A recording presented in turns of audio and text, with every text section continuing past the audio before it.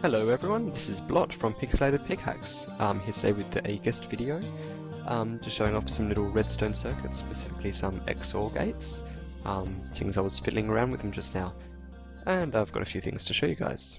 First up is this standard XOR gate. This is the design shown on the Minecraft wiki.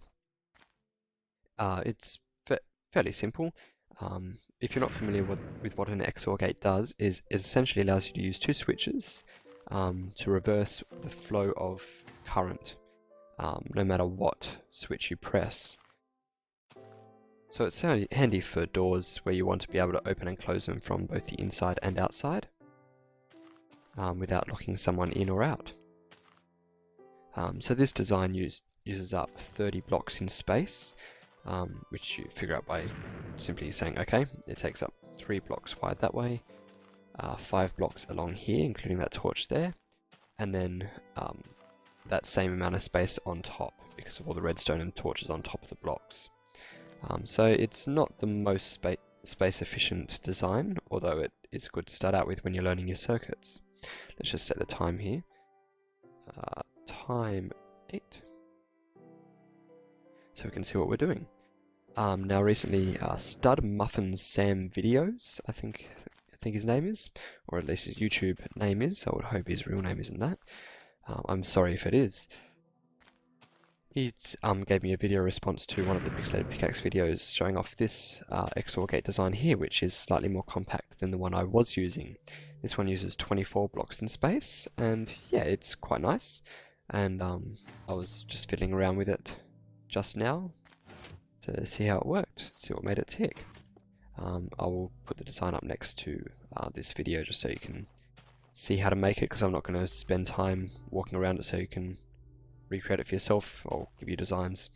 So after I was playing around with that, I thought, oh, I wonder if I can make this more compact, and that eventually gave me this design. Now whilst it isn't more compact, it uses up the exact same amount of space, it possibly is a little easier to remember and easier to build just off the top of your head. I don't know, my memory is pretty bad, so I like things that are easy to remember. Once again, the designs will be up just next to it, just here to the right or left, wherever I decide to put it. And again, same thing as with any XOR gate, whatever lever is pressed or whatever button is pushed, it will reverse the flow of output. So again, quite handy for doors, and of course the more compact it is, the better. And that leads me to this little masterpiece over here, if I say so myself. This XOR gate only uses up 12 blocks in space, which I am immensely happy with, and I would be ecstatic if someone could show me a smaller design for an XOR gate than this. Again, all it does is, is reverse the flow of output, just like any of the others. However, this one uses a sticky piston here to move this block. Now remember that a charge will go through a block, so depending on where the block is, this lever controlling the piston will control whether it's going to be carrying a charge through to this output wire or not. So currently, there's a repeater pointing towards the block and it's off, so there's not going to be a charge going through it.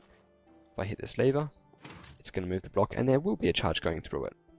This charge is provided generously by this lever here.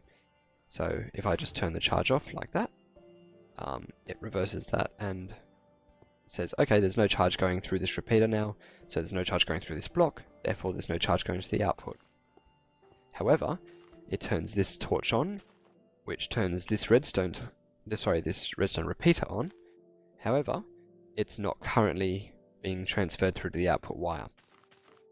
But if you hit the switch to toggle the piston again, the piston will retract, sorry, I know words, and once again be carrying through a charge to the output wire.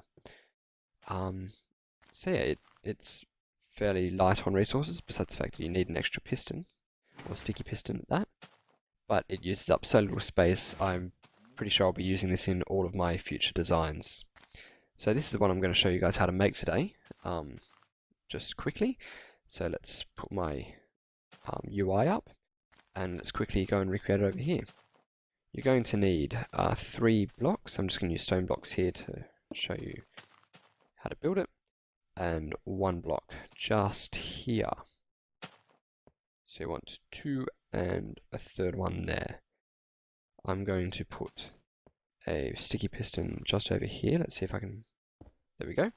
A sticky piston adjoining it like that. And next I'm going to throw in 2 of these redstone repeaters there and there.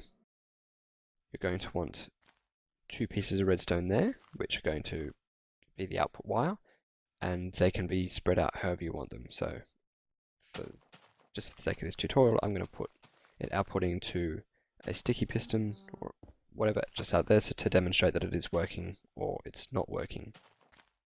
This redstone torch is going to power or not power this piston. So I throw it there, it's currently powering the piston. And I'll throw some redstone down here to go to some levers. And all this does, literally all it does, is toggle that piston on and off. And the last bit is this redstone torch here, which according to this lever will either be on or off, and if it's off, this redstone repeater will be receiving power. If it's on, this redstone repeater will be receiving power, and this one won't be.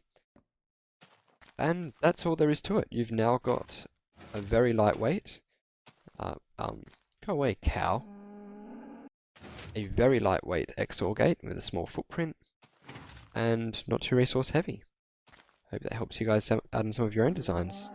I've got some cool ideas that I want to try out on the Pixelated Pickaxe server, which I'll be sure to give you some insight into in some upcoming videos. Don't hold your breath though, it might be a little while. Have a great day guys, and I'll talk to you later. Ciao.